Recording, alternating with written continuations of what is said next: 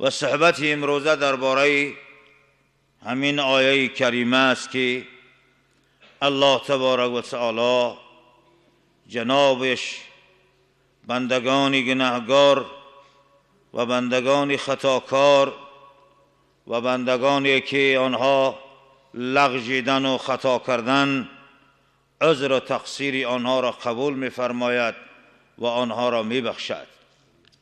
این صفت خداوند است که همه ما و شما را الله به این دعو و به این خصلت دعوت می‌نماید. اعوذ بالله من الشیطان الرجیم. بسم الله الرحمن الرحیم.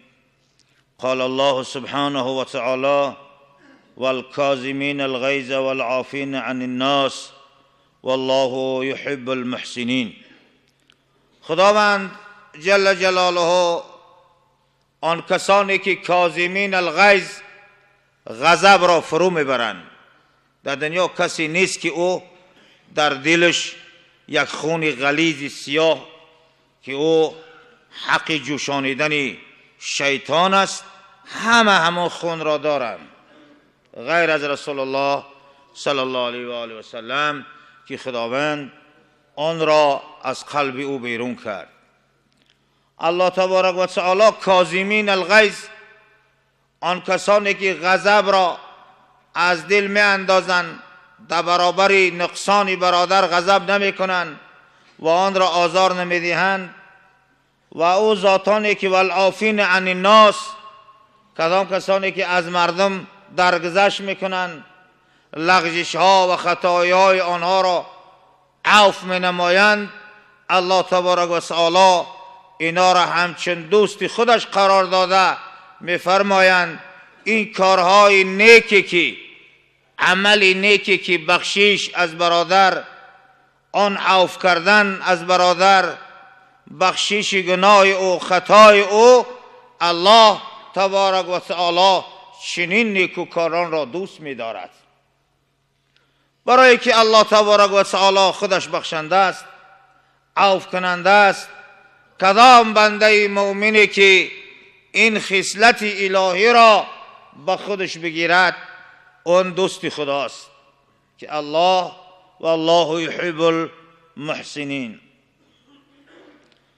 پیغمبر خدا صلی الله علیه و سلم فرمودند: وقال النبی صلی الله علیه و سلم فی حدیث، در یک موعظه و سخن مبارک و ارشادش رسول الله ارشاد مبارک نبودند، گفتند: والعفو لا یزید العبد الا عزا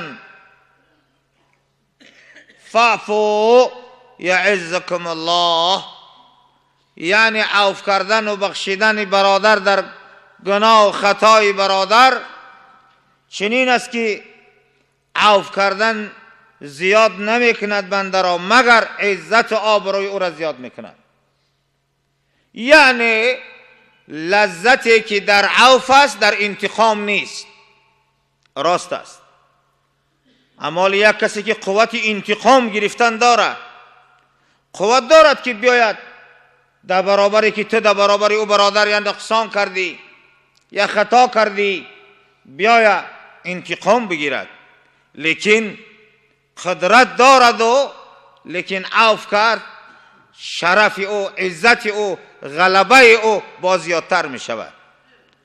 برای آن مرد خودش اعتراف میکنه، میگوید این مرد را بین امروز قدرت داشت، هر چه در حق من میخواست میکرد، لیکن برای چی؟ برای که من نقصان داشتم، خطا کردم، لیکن بخشید. من بسیار سربلند هستم که در بالای قدرتش با من بخشید، من ضعیفم. بنابراین بخشش یک وظایفی هست در اسلام که انسان را شرف را نهایت زیاد میکند، آبروش زیاد میکند. برای همین خصلت الهی است. پیغمبر خدا فرمودند: ینادی مناد یوم القیامه، روزی که رستاخیز همه مردم سر از خاک میبردارند، به میدان محشر جمع میشوند، کتاب هر که نامه اعمال عملها کتاب عملها در گردنش کشال. آن دو ملکه که کرامن کاتبین 60 سال 70 سال قطیش نیکی ها و بدی هاش نوشتن، آنها در برش قائمن تا نزد ترازو و حساب و کتاب، اما الجنه و اما النار، تا همون جا قطیش می رود. در آن میدان وقتی جمع می شوند از غیب از جانب خداوند جل جلاله یک ندا کننده ندا می کند که لیقم من اجره علی الله، لیقم بخیزد کسی که مزد کار او به الله است، الله مزد عملی نیکی او را ذمه دار است، او از جای خود بخیزد. فلیدخل الجنه، امروز به جنت بدر آید. تا حال رم حساب نشده است، کتاب نشده است، ترازو نشده است، سنجش نشده است. این آواز میاد کسی که به خدا حق داره بخیزه به جنت بدرایه.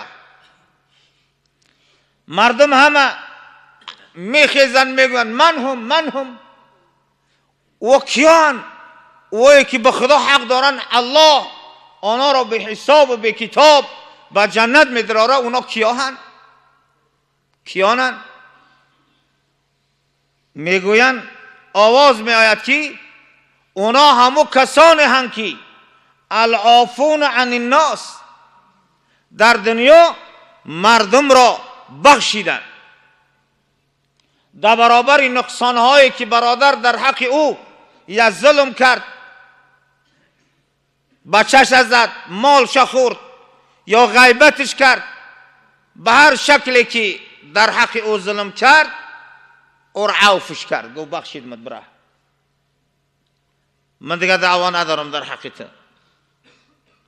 اینا را ببین، فضائل اله، خبر پیغمبر راستگو صادق و مصدوق، این خبر را یگانه برای ما و شما هموطنان عزیز باوری کامل و ایمان صادق و کار است به این خبر، تا که این درجه را الله برای ما و شما نصیب بدارد. آیا همین فضیلت گمان بکنی که عمل کردنش آسان است؟ نه، این گوشات دیگر بشین. اگر پسر ما و تو گناه بکنه اندیشه بکن، در خانه اگر گریخته بروه غضب ما تا بیگه اومدنش می جوشه. اگر جاهل باشی محسیات میبراری در کوچه پیشی بکنی، همسایت باشه اکنون نمیدانی که او را تو شیر جیان باشی و بدرونیش، یا که دیگر عمل ها چنان در غضب می آیی.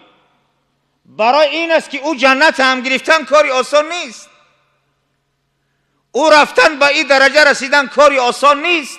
تو گمانه بر که در زمان تر همونجا میخیزونن تپ تقریب برن در حور و در جنت و در نعمت ها میدرارن. برای می الله میفرماید والکاظمین الغیظ والعافین عن الناس. ناس عام است از مردم، بچه خودت مردم های انسان های، زنتم، همسایت، دیگر برادر، در حالتی که به تو یک نقصان رساند و چنان غضب جوشید، خونی بدن جوشید، در هم حالت فروش بردی. اعوذ بالله من الشیطان الرجیم، اعوذ بالله من الشیطان الرجیم، اعوذ بالله من الشیطان الرجیم.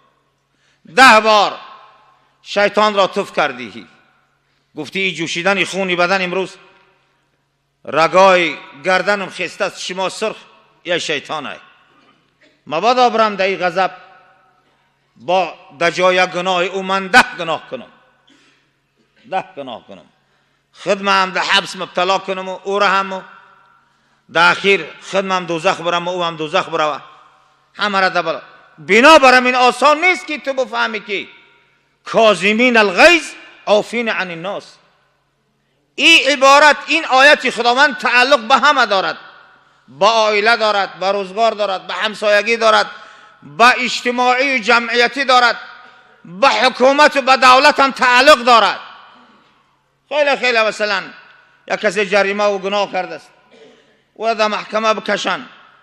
شاید اگر محکمه گناه کمتر باشه او را در او سکاریسی بالا در گناه وزمی نیو در پای ترک میزنش میگه تعاف برای کتا یا اشترا پشترا بتیده دولت برادر ترک نمیبندیم دستا و پاتا مثلی بزرگ گوسپندوری تحقیر نمینیم بره آزاد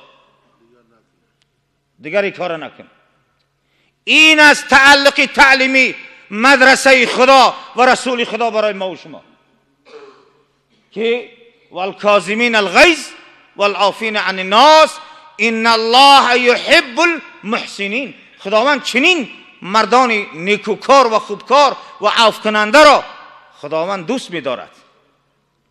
می‌دارد که این خصلتی والای انسانی است، بهترین خصلت انسانی است. برای همین آن حالتی که ندا بیاید بخیزید، کسی که به خدا حق داره بخیزه، باز مردم بخیزن بگن اونایی که به خدا حق دارن اونا کیا هن؟ میگن آواز بیاید که آنها همون کسانی هستند که عافون عن الناس، در دنیا مردم را بخشیدن، ظلم کرده برابر ما لیکن ما عفوش کردیم. برای همین است لذتی که در عفو است گفتیم در انتقام نیست. اما یک بیچاره را که در برابرت یک گناه کرده باشه، در بچه تو، در اولادت، در خانه تو، اما مظلومت عفو کنی، سخرسن دل او کشاده شود، حالا دیگه دل او میتپه که مال مرا چی میگه، چیکار میکرده باشه. برای همین و صحبت امروزه درباره